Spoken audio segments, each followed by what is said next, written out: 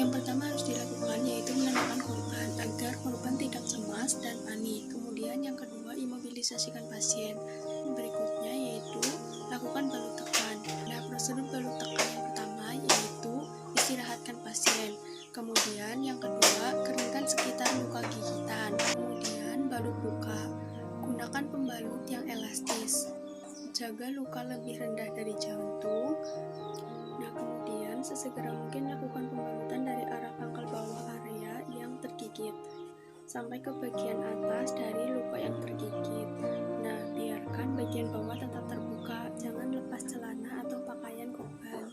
Balut dengan cara melingkar, cukup kencang, namun jangan sampai menghambat aliran darah. Lihat warna kulit. Balut sejauh mungkin dari bagian luka gigitan.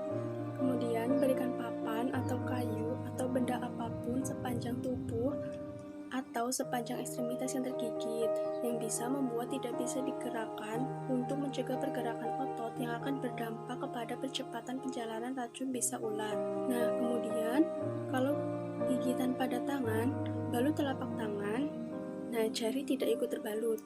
Balut sampai siku dan lengan, posisi ditekuk 90 derajat. Lanjutkan balut sampai pangkal tangan. Kemudian pasang papan sebagai fiksasi agar tidak bergerak. Kemudian gunakan mitela atau kain lainnya untuk menggendong tangan. Bawa pasien ke rumah sakit sesegera mungkin. Baik Ibu, di sini saya akan mencoba menangani luka bekas gigitan ular di kaki Ibu ya Bu ya. Langkah yang pertama yaitu yakinkan pasien. Ibu jangan panik ya Bu ya, jangan cemas. Karena nanti kalau Ibu cemas, panik, itu akan meningkatkan denyut jantung dan kenaikan tekanan darah sehingga racun atau bisa ular di luka Ibu nanti akan semakin cepat menyebar ya Bu ya.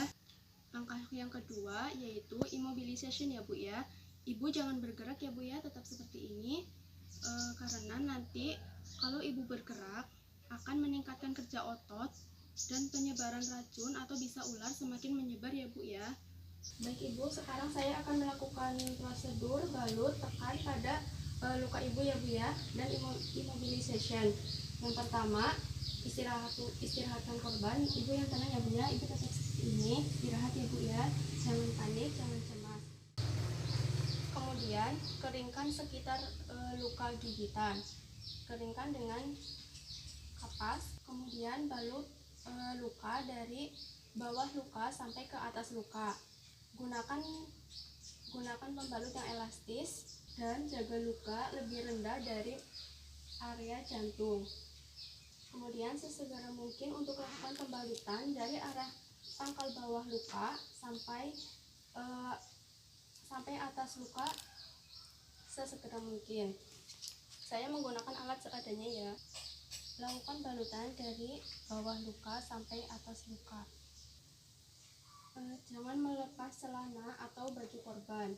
Kemudian balut dengan cara melingkar, cukup kencang namun jangan sampai menghambat aliran darah. Berikan papan atau kayu atau benda apapun sepanjang tubuh atau sepanjang ekstremitas yang tergigit yang bisa membuat tidak bisa digerakkan untuk mencegah pergerakan otot pada daerah ekstremitas tersebut yang akan berdampak kepada percepatan perjalanan racun atau bisa ular pada luka tersebut.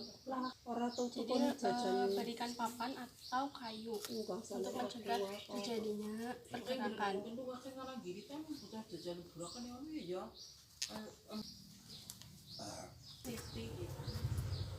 Ya, jadi seperti ini cara pembalutannya. Yang pertama, balut terlebih dahulu lukanya dari bawah luka sampai atas luka.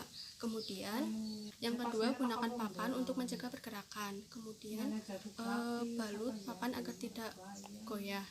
Kalau terjadi gigitan pada tangan, balut telapak tangan tetapi jari tidak ikut terbalut.